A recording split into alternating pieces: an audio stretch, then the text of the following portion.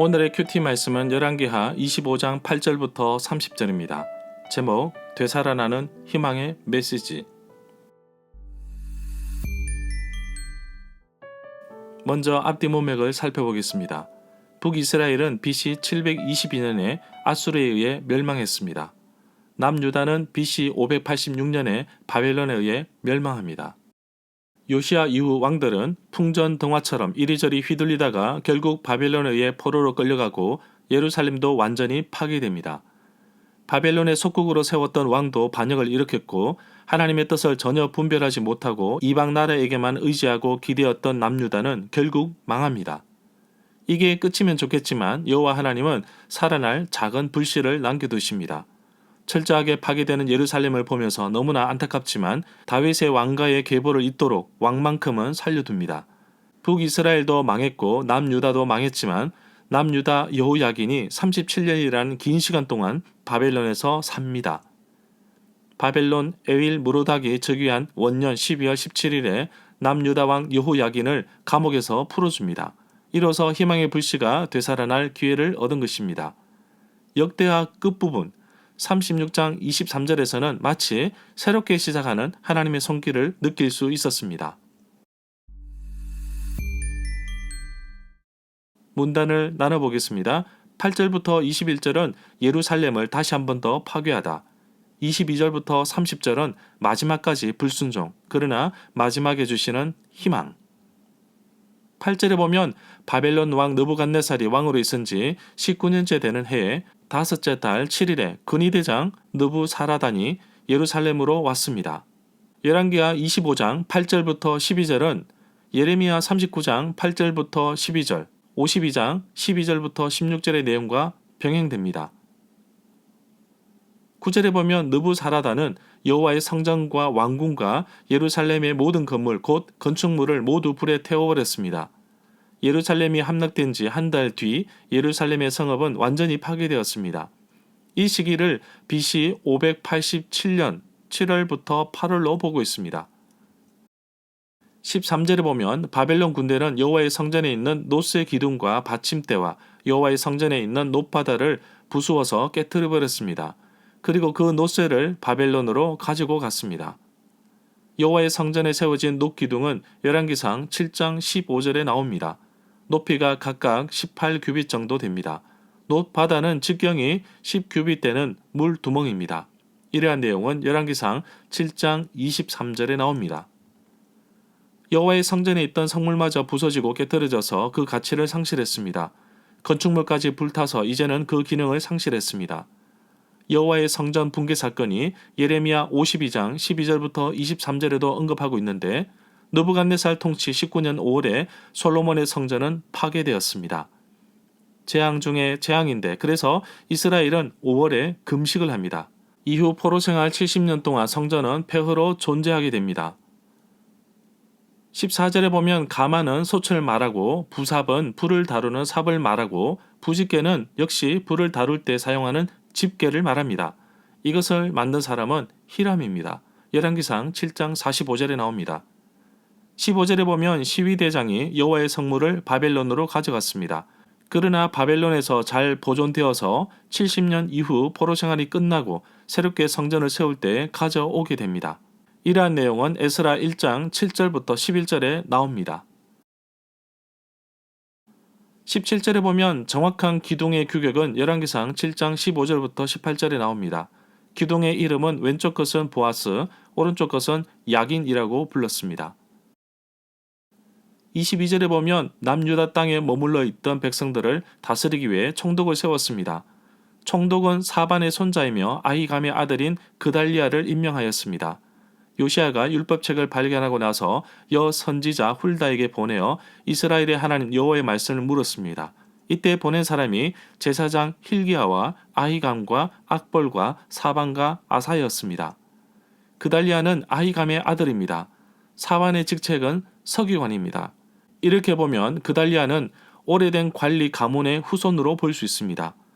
예레미야에서는 총독 그달리아를 그다랴라고 기록하고 있습니다. 예레미야 39장 14절, 40장 5절에 나옵니다. 23절에 보면 바벨론 왕이 그달리아를 총독으로 임명하였다는 소식을 들은 군대와 모든 지휘관들과 부하들은 모두 미스바에 있는 그달리아 총독에게로 모여들었습니다. 총독 그달리아는 예루살렘 북쪽 미스바에 나라를 운영하기 위한 기구를 만듭니다. 물론 패잔한 뒤라 어수선하지만 예레미야의 권고의 정책에 따라 힘을 쓰는 모습이 예레미야 27장 11절, 17절에 나옵니다. 미스바는 예루살렘에서 북쪽으로 약 12km 정도 떨어져 있습니다. 예전부터 있던 성읍이지만 남유다 3대 왕 아사 때에 성읍을 건축하였습니다. 열왕기상 15장 22절에 나옵니다. 24절에 보면 그러자 그달리아는 군대 장교들과 그의 부하들에게 약속을 했습니다. 그달리아가 당부하기를 바벨론의 관리들을 두려워하지 마십시오. 이 땅에 살면서 바벨론 왕을 섬기시오. 그렇게 하는 것이 잘 될 것이오. 25절에 보면 그러나 그의 7월에 엘리사마의 손자이며 느다니아의 아들로서 왕족이었던 이스마엘이 부하 10명을 데리고 와서 그달리아를 쳐 죽이고 또 그와 함께 미스바에 있는 유다 사람들과 바벨론 사람들을 죽였습니다. 이 이야기는 예레미야 41장 1절에도 나오는데 왕의 종친 엘리사마의 손자이며 느다냐의 아들인 이스마엘이었습니다. 미스바에서 함께 떡을 먹다가 칼로 죽였습니다. 그달리아는 바벨론 총독의 관저가 있던 미스바에서 7월에 살해당합니다. 그래서 백성들은 그달리아의 죽음을 기억하면서 금식하는데 7월 금식입니다.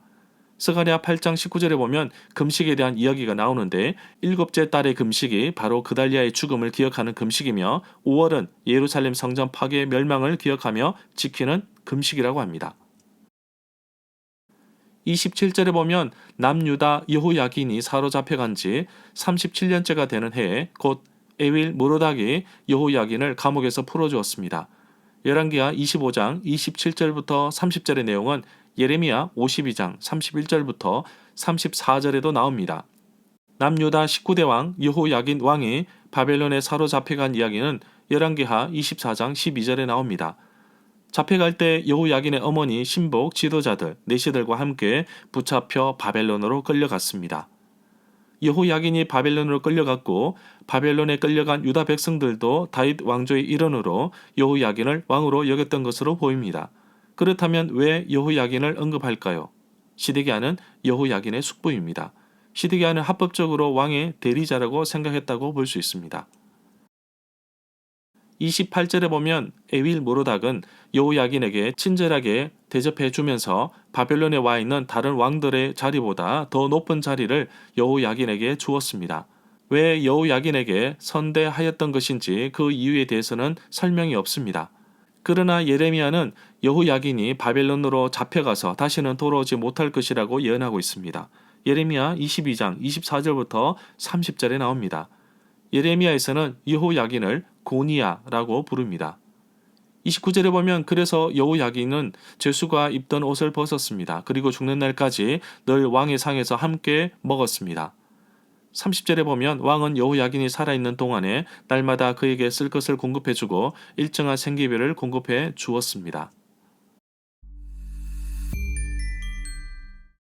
절마다 상세한 설명과 구절 해석, 핵심 내용과 중심 줄거리는 네이버 블로그에 올려져 있습니다. 내게 주시는 교훈입니다. 열왕기하 마지막 큐티입니다. 왜 여호와 하나님은 선택하신 백성들을 주시겠다는 약속의 땅에서 끄집어내어 먼 나라의 포로로 끌려가게 하셨을까요? 저는 이스라엘의 만연한 우상과 혼합주의로부터 언약의 백성 이스라엘을 살리시기 위해 분리, 탈출, 포기하신 것으로 봅니다.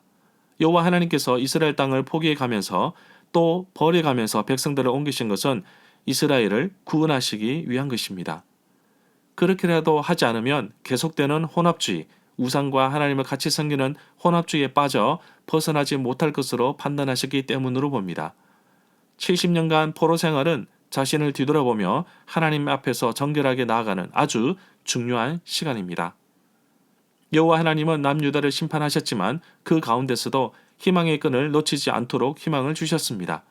그래서 열왕기 하와 역대하 끝이 이스라엘의 멸망으로 끝나지만 아주 희미한 희망을 불씨를 던져주고 끝나는 것을 볼 수 있습니다. 이 희미한 소망의 불씨가 예수 그리스도에게까지 이어집니다. 이렇게 늘 백성들 편에서 지켜주시고 인도하신 하나님의 세밀한 손길을 매일 묵상하는 말씀을 통하여 느낄 수 있었습니다. 매일의 삶에서 하나님의 말씀으로 시작하고 동행하는 여러분들을 축복합니다. 열왕기하 큐티가 끝났습니다. 이스라엘 왕들의 스토리지만 하나님께서 꾸준히 왕들과 백성들에게 요구하시는 음성을 들을 수 있었습니다. 말씀 속에 살아계신 하나님의 능력이 오늘도 믿음으로 도전하는 그 발걸음에 함께 하시기를 축복합니다.